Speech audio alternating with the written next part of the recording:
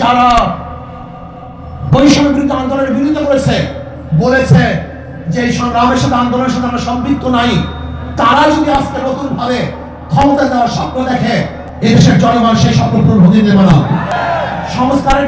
সংস্কারের পরেই নির্বাচন হবে। আজকে সংস্কার বাধা সৃষ্টি করেছেন। আমি বলবো, দীর্ঘ 16 বছর কোথায় ছিলেন? রাত ডাক সেরেই বলবো, বিএনপি আপনারা কোথায় ছিলেন? প্রতিবার ঈদের কথা বলেছেন, ঈদের পরে আমরা আন্দোলন করব, ঈদের পরে সংগ্রাম করব, ঈদের পরে সেইটা করব। হাজার ঈদ চলে গেছে, আপনারা আন্দোলন করতে পারেন নাই। কিন্তু ছাত্র জনতা আজকে আন্দোলনের ভিত্তিতে যে অর্জন করেছে, সেই অর্জনকে ধ্বংস করার চক্রান্ত করতেছেন। যে বৈষম্যের বিরুদ্ধে আন্দোলন করেছিলাম, চাঁদার বিরুদ্ধে আন্দোলন করেছিলাম, দুর্নীতির বিরুদ্ধে আন্দোলন করেছিলাম, ধর্ষণের বিরুদ্ধে আন্দোলন করেছিলাম, অবৈধ হত্যার বিরুদ্ধে আন্দোলন করেছিলাম, মানুষের স্বাধীনতার জন্য আন্দোলন করেছিলাম, মানুষের মুক্তির জন্য আন্দোলন করেছিলাম। কিন্তু আমরা কি দেখলাম? 5ই আগস্টের পরে আবারও চাঁদাবাজি, আবারও দখলদারি, আবারও দুর্নীতি। না, বাংলাদেশের মানুষ এই চাঁদাবাজি আর দেখতে চায় না, দুর্নীতি আর দেখতে চায় না। যারা 53 বছর পর্যন্ত বাংলাদেশকে 5 বার দুর্নীতি চ্যাম্পিয়ন করেছে, ওই সমস্ত দলকে বাংলাদেশের জনগণ আর ক্ষমতা দেখতে চায় না। যদি বিচার বিভাগের স্বাধীনতা না থাকে, মান হাফেরা হুফেরা, তুমি যে গর্ত খুঁজবা, সেই গর্তের মধ্যে একদিন তুমিই পড়বা। এই জন্য বিচার বিভাগের স্বাধীনতা চাই। নাম্বার 2, সংবিধান সংস্কার। আজকে দেখেছি সেখানে প্রায় 505টা আসন রাখা হয়েছে।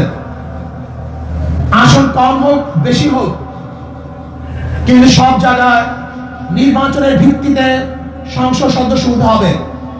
মহিলাদের জন্য সংরক্ষিত আসন 100, এটা আমরা মানি না। যদি সংরক্ষিত আসন মহিলাদের জন্য রাখা হয়, এটা মহিলাদের সাথে বৈষম্য করা হয়, তাদেরকে দুর্বল ভাবা হয়। আমরা তো কোঠার বিরুদ্ধে আন্দোলন করেছিলাম। যদি আমার মহিলাদের জন্য কোঠা রাখা হয়, তাহলে আমরা আন্দোলন সাকসেস হই নাই।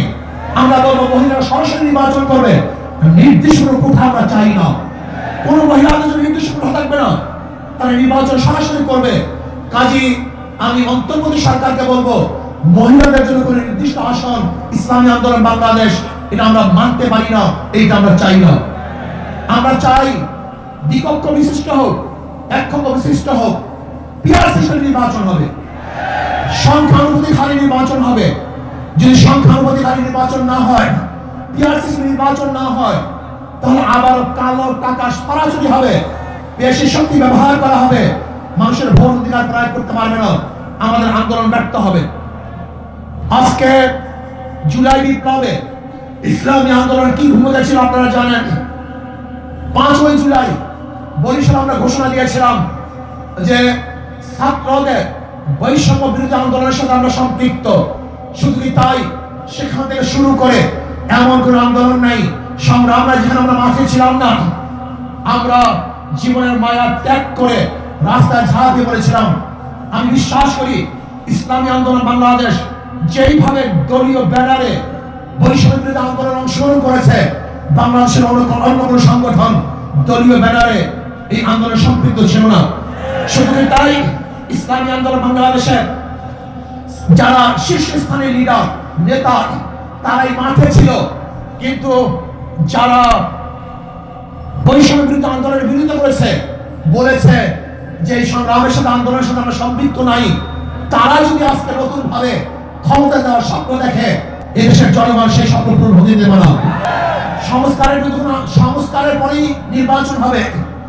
আজকে সংস্কার বাধা সৃষ্টি করেছেন। আমি বলবো, দীর্ঘ 16 বছর কোথায় ছিলেন? রাত ডাক সেরেই বলবো, বিএনপি আপনারা কোথায় ছিলেন?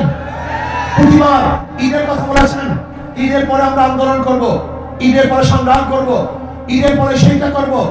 হাজার ঈদ চলে গেছে, আপনারা আন্দোলন করতে পারেন নাই। কিন্তু ছাত্র জনতা আজকে আন্দোলনের ভিত্তিতে যে অর্জন করেছে, সেই অর্জনকে ধ্বংস করার চক্রান্ত করতেছেন।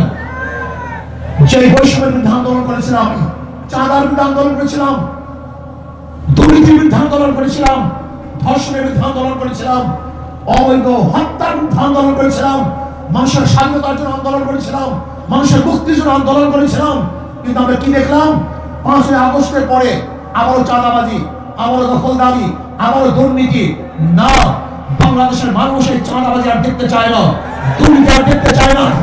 যারা 53 বছর পর্যন্ত বাংলাদেশে 5 বার দুর্নীতি চ্যাম্পিয়ন করেছে, ওই সমস্ত দলকে বাংলাদেশের জনগণ আর ক্ষমতা দেখতে চায় না। বাংলাদেশের জনগণ কি ক্ষমতা দেখতে চায়? ইসলামকে ক্ষমতা দেখতে চায়। বাংলাদেশের জনগণ ইসলামী আদর্শের মানুষকে ক্ষমতা দেখতে চায়। যারা খাঁটি ইসলাম, মদিনার ইসলাম নিয়ে সামনে অগ্রসর হবে, বাংলাদেশের মানুষ তাদেরকে গ্রহণ করবে। মদিনার ইসলামের বাহিরে কোন নব ইসলামকে বাংলাদেশের গ্রহণ করবে না ইনশাআল্লাহ। তো ভাই আমার, আসুন ইসলাম হুকুমাতের জন্য আমাদের সাধনা করতে হবে, চেষ্টা করতে হবে। আমাদের আন্দোলন এখনো সমাপ্ত হয় নাই, আমাদের সংগ্রাম এখনো শেষ হয় নাই, আমাদের যুদ্ধ এখনো শেষ হয় নাই। বেশিরভাগের বিরুদ্ধে আন্দোলন করেছিলাম, এখন চাঁদাবাজের বিরুদ্ধে আন্দোলন করতে হবে, দখলদারের বিরুদ্ধে আন্দোলন করতে হবে, যারা দুর্নীতিবাজ তাদের বিরুদ্ধে আন্দোলন করতে হবে, যারা টাকা তাদের বিরুদ্ধে আন্দোলন করতে হবে, যারা দেশকে ধ্বংস করার চক্রান্ত করতেছে তাদের বিরুদ্ধেও আন্দোলন করতে হবে। আজকে ভারত আমাদের দেশকে দখল করার চক্রান্ত করতেছে। আমি ভারতকে বলবো, আপনি আমাদের দেশ দখল করার চক্রান্ত করতেছেন, আমাদের দেশের দিকে চক্ষু তুলছেন, আঙ্গুল উঁচা করছেন। আপনি জানেন বাংলাদেশের অবস্থাটা কি? আমরা জীবনভর লড়াই করি, বেঁচে আছি, লড়াই করি, বাঁচবো ইনশাআল্লাহ। আমরা জীবনভর লড়াই করেছি, আরো লড়াই করব, লড়াই করতেই থাকবো। যতদিন পর্যন্ত ইসলাম হুকুমত না কায়েম হবে ততদিন পর্যন্ত ইনশাআল্লাহ মাঠে থাকবো, ময়দানে থাকবো। প্রিয় ভাইরা আমার, আগামী নির্বাচন আসতেছে, নহে সমাপ্ত কর্ম আমাদের অবকাশ কোথায় বিশ্রামের। আজকের থেকেই আমাদের কাজ শুরু হবে। মাঠে ময়দানে প্রত্যেকটা দাঁড়ে দাঁড়ে ঘরে ঘরে গিয়ে মানুষকে ইসলামের কথা বোঝাতে হবে, ভোট আদায় করতে হবে, ইসলামের পক্ষে আমরা ভোট নিয়ে আসবো। আল্লাহ আমাকে এবং আমাদের সবাইকে ইসলাম হুকুমত কায়েম করার চেষ্টা করার এবং সর্বোচ্চ ত্যাগ করার তৌফিক দান করেন। যুব কনভেনশন শুকরিয়া আদায় করছি, যারা আয়োজন করছেন সবাইকে ধন্যবাদ জ্ঞাপন করছি। আসসালামু আলাইকুম ওয়া রাহমাতুল্লাহি ওয়া বারাকাতুহু।